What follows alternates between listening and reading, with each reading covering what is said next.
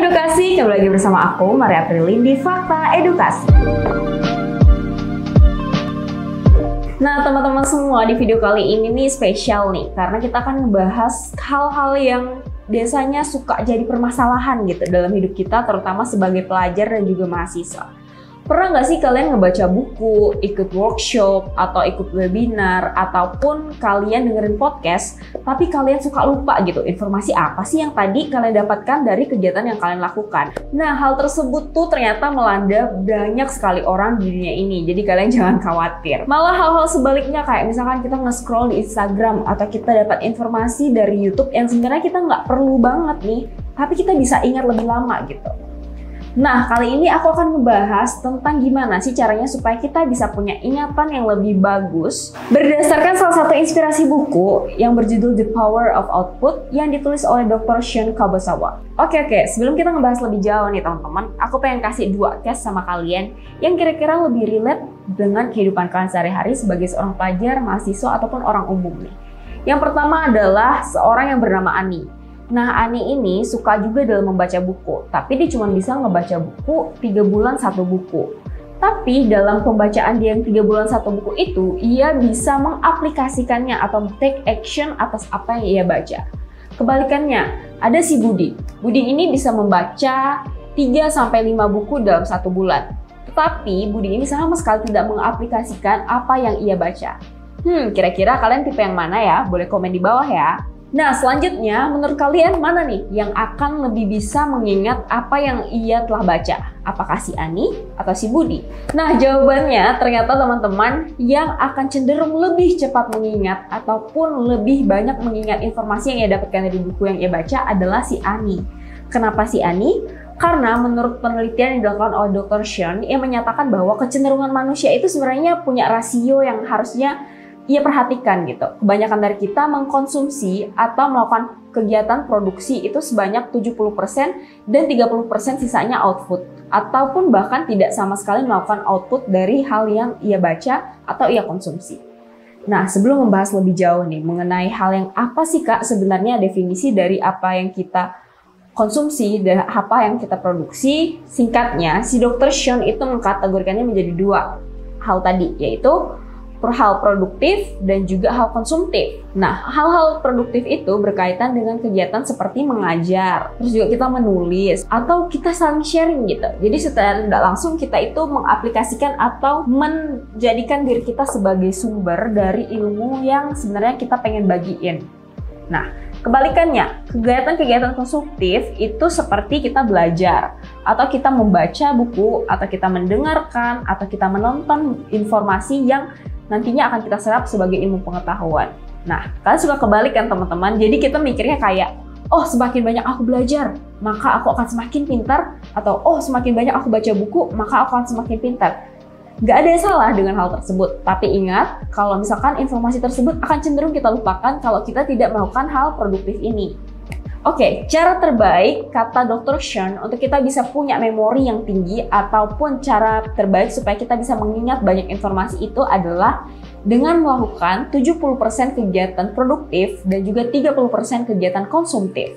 Jadi ingat ya teman-teman, sebelum kita bisa menulis atau sebelum kita bisa sharing atau sebelum kita bisa ngajar, tentu saja kita harus punya basicnya dulu. Nah, hal tersebut biasa kita dapatkan dari kegiatan konsumtif.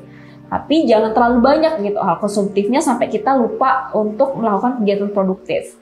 Nah, seharusnya kita melakukan lebih banyak kegiatan produktif. Jadi setelah kita ngebaca buku, kita bisa menerapkannya dalam kehidupan sehari-hari, maka kita nggak akan cepat lupa. Nah, kali ini aku akan ngebahas tips-tips supaya kalian bisa mengaplikasikan hal tersebut dalam kegiatan sehari-hari. Kita masuk dengan tips yang pertama.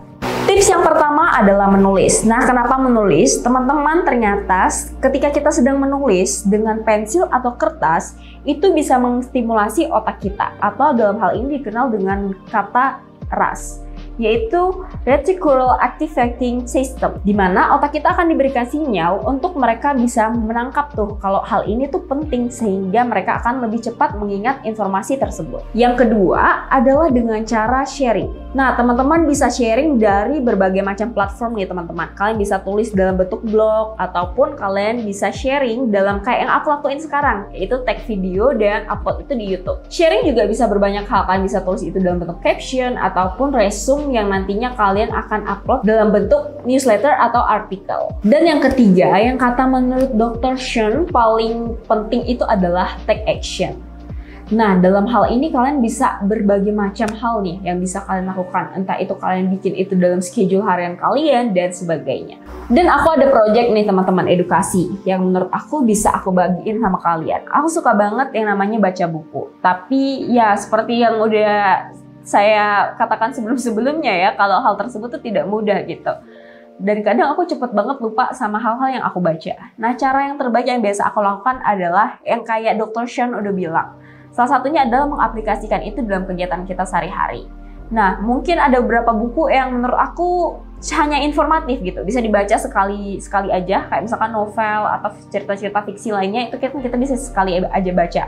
Nah, namun ada juga buku-buku kayak self-development, kayak misalkan Atomic Habits, ataupun hal-hal yang berkaitan dengan stimulasi kita sebagai seorang atau self-development kita.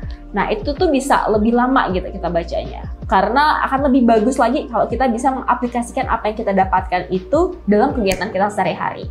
Nah, project ini cukup sederhana teman-teman, yaitu dengan setiap kali kalian ngebaca buku ataupun kalian ngedengerin podcast, dalam satu chapter ataupun dalam buku tersebut secara menyeluruh, kalian bikin deh 3 hal yang pengen kalian aplikasikan dalam kehidupan kalian sehari-hari selama 2 minggu.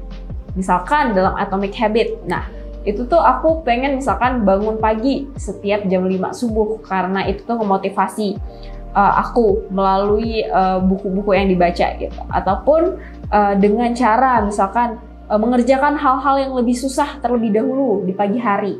Nah, terus yang ketiga misalkan membangun kebiasaan untuk berolahraga setiap harinya.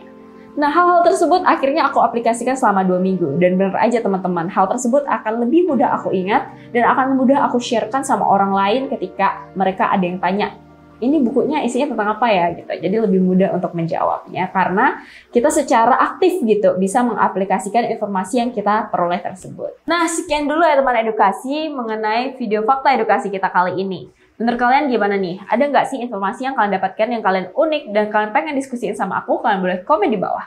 Kalian juga boleh komen di bawah kira-kira gimana sih caranya untuk kalian itu bisa lebih ingat lagi nih tentang apa yang kalian baca, kalian dengarkan, atau kalian peroleh mengenai informasi yang penting buat kalian. Kalian juga boleh komen di bawah. Atau komen juga ide-ide menurut kalian yang bisa kita bahas di channel YouTube kita untuk video selanjutnya. Jangan lupa like, comment, and subscribe video ini dan kita ketemu lagi di video selanjutnya. Bye!